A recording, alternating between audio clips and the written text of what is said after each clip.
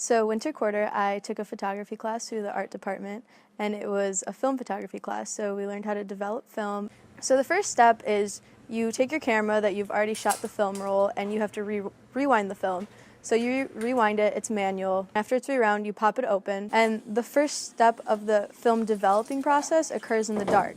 So I usually gather all my materials. I gather a cartridge, a lid, it has a spool in it, and I take all of that and I go into the dark room. It has to be completely light proof because the light will ruin the film. When I'm in the dark, I pop open the top of my film cartridge and I load the film onto the spool, and as you're twisting the spool, the film gets pulled into it. You put it in the cartridge and you seal the cartridge and you put the lid on the cartridge. After your film is safely in the cartridge, you take it into the actual sink area, and the first step is you put water in it, and then you agitate it in a figure 8 motion.